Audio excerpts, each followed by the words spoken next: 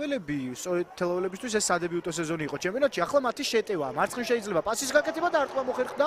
თელაველები ნახოთ აბა, ეს ეპიზოდი გამეორებით ხარაიშვილი შემდეგ ბურთი დაიკარგა, წამოვიდა შეტევა, ეს პასი გავიდა და მარცხნივ პასის ვარიანტიც იყო, მაგრამ პირდაპირ არტყმა გადაწყვიტა მარტინმა და საბოლოო ჯამში არ გამოვიდა ზუსტად ამის გაკეთება. მოკლედ 2020-ში პირველი სეზონი ჰქონდა თელავს და მას შემდეგ ესე ნინუა და ხარაიშვილი, ორი ძალიან კარგი შემსრულებელი სტანდარტებისა და არტყმას ხარაიშვილი და არა, აქ ვერ გაიტანს, მაგრამ წინა ტურში გაიტანა, სწორედ იმ მატჩში თავად ცდილობდა დამატებას თამაშს. ნახოთ აბა ეს ეპიზოდი ხარაიშვილის დარტყმა, მოიგერია მეკარემ და შემდეგ კანკავა თავით ცდილობდა გატანას ჩვენი ნაკრების ლეგენდარული ნახევარმცველი, თუმცა დაასწრეს მას და შესაბამისად შეუშალეს ხელი, არ გამოვიდა ისე დარტყმა, რომ გაიხსნა ანგარიში. ვაწაძე შემდეგ ხარაიშვილი და დინამოს შეუძლია სწრაფი და საფრთხო კონჩეტევის განვითარება. მორჩილაძე დაიძრა, ნინუა მიყვება, აქეთ მარცხენა ფლანგზე გადმოშლის ვარიანტიც აქვს. თავად მიიწევს დაარტყა და კინაღამ ულამაზესი გოლის გატანა შეძლო ყოჩახ შევჩენკოს, რომელმაც მოახერხა ამ ბურთის მოგერიება ეპიზოდში და ზოგადად კარგი კონჩეტევა გამოვიდა დინამო თბილისის დაცვიდან. მეტოქე უტევდა, სტანდარტი იყო და ჯერ მოიგერიეს ეს შეტევა. მერე ასე სწრაფად დავიდნენ კონჩეტევაზე და რეალური ხიფათი შექმნეს. ალბათ სამი მომენტი ვნახეთ დღეს თითო გუნდების კართან და მეორე იყო ეს დინამოელთა აქტიურობით ეს შეუქმნას პრობლემები და ამ ხრივ ვაწაძე ყოველთვის გამორჩეული იყო და არის ახლაც. კიდევ ერთი ჩაწოდება ამჯერად ასუნსეოსკენ ისევ შევჩენკო, რომელიც ახერხებს ჯერჯერობით განეიტრალებას მეტოქე გუნდის შეტევებისა. სალამი და კუთხე დარჩა იქ ნინუა, ჩაუშვა ბურთი, დარტყმა არ გამოვიდა, კიდევ ერთი შანსი დარტყმა და გაიტანა დინამო თბილისმა. რაც პრინციპში შეგვიძლია ვთქვათ, რომ ლოგიკური იყო, იმხელა უპირატესობა ჰქონდა გუნდს ბოლო წუთების განმავლობაში და გიორგი გვასალია მარჯვენა მცველი ხდება ამ გატანილი გოლის ავტორი, რომ ეროვნული ლიგაში იქ არ ჰქონდა გატანილი, არც აქ და აგერ ახლა შეაგდო. თავით მოიგო ვაწაძემ დუელი და გააკეთა საგოლე პასი, ისე როგორც ქუჩა კვარაცხელიამ გუშინ გავდა ეს ეპიზოდი და გვასალიამ მერე კარგად შეასრულა მეტოქე უშლიდა ხელს, თუმცა ისე ვერ შეუშალა, რომ ბურთი არ აღმოჩენილიყო თელაველთა კარში. გვასალია სადებიუტო გოლი, დინამო თბილისი იგებს და ახლა უკვე ახალგაზრდულ დონეზე შეიძლება მოხდეს ეს. მორჩილაძე ვნახოთ 21 წუთია მატჩისა და მორჩილაძე ცდილობს რომ თავად დააგვირგვინოს ეს ეპიზოდი და დააგვირგვინა ულამაზესი გოლი. საოცარ ფორმაშია ეს ფეხბურთელი.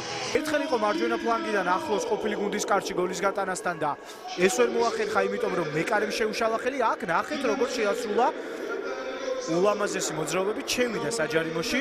მის წინააღმდეგ იყო თელაველთა ცენტრალური მცველი ალიკო ანანიძე, რომელმაც წინა ტურში ქულის მომტანი გოლი გაუტანა ქუთაისის ტორპედოს.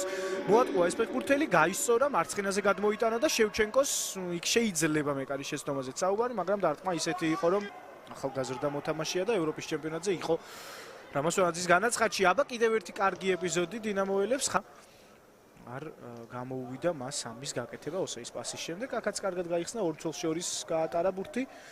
შევჩენკოც პრინციპში აკონტროლებდა დარტყმის მიმართულებას, აუთამაშია ბურთზე, მაგრამ იმაზე მაღალ პოზიციაზე ვიდრე მათმა მეტოქემ და ამ შემთხვევაში დინამოს და ტორპედოს ცუდი სეზონი არ აქვს. უკეთესიც შეიძლებოდა, კარგი მომენტი აქვს და შევჩენკომ რა ბურთის მოგერიება მოახერხა. აიშვილი თამაშგარიში არ არის, იქ ვაწელი შეიძლება იყო, მაგრამ მას ბურთზე აუთამაშია, შევიდა ხარაიშვილი. თავად გადაწყვიტა დაბალი დარტყმით, ტექნიკური დარტყმით, რბილი დარტყმით ბურთის გაძვრენა. ცხადია და გუნდის წარმატება ამიშოვანი, მაგრამ ჯერ ეს ეპიზოდი ვნახოთ ნინუა და ნინუას სტილში, ნიკა ნინუა სტილში შეიძლება ასე ვთქვათ. 3-0 ხდება ანგარიში და ის რაც მოენატრა ქართული ფეხბურთის გულშემატკივარს ნიკა ნინუასგან, ხო, დრო, როდესაც იყო ძალიან ახალგაზრდა თინეიჯერულ ასაკში და აი ამ დისტანციიდან, აი ამ პოზიციიდან არაერთი ჯარიმა აქვს გატანილი მათ შორის ევროტურნირებზე, დუბლი აქვს საერთოდ ენგორდანთან ჯარიმებით შესრულებული და ანებიურებდა ეროვნული ლიგის გულშემატკივარს აი ასეთი ჯარიმებით. მერე წავიდა აგროვას, მაგრამ იორომ შეძლო ბურთის შენარჩუნება, ფიზიკურად საკმაოდ ძლიერია. და როგორი გოლის გატანა შეეძლო აბდულაი იოროს. ყოჩაკო ჯერიკ პარკინგერსულს გაუმკლავდა. მერე კაკარას შეინარჩუნა ბურთი, გაისწორა, გავიდა დასარტყმელ პოზიციაზე და შევჩენკო უნდა შევაქოთ ისევ იგივე აზრზე რჩები, რომ გურჯაანძის სახელობის სტადიონზე. და დინამო და ტორპედო თითქმის გაინაღდებენ 4-ში მოხვედრას, მით უმეტეს თუ იქ მოიგებს ტორპედო, აქ ლომთაძეს შეეძლო შესანიშნავი გოლის გატანა. სიზუსტე დააკლდა, დღეს 3 გოლი ვნახეთ, აქედან 2 ძალიან ლამაზი იყო, ერთი ჯარიმა ნინუასი, ბრწყინვალე და თორნიკე მორჩილაძესაც ნუ დაუკარგავთ იმ კარგ შესრულებას. პირველი გოლი ის არის ჯერ რაიმე დასრულებული და არც დინამოსთვის არის გადაწყვეტილი ევროტურნირზე მოხვედრა.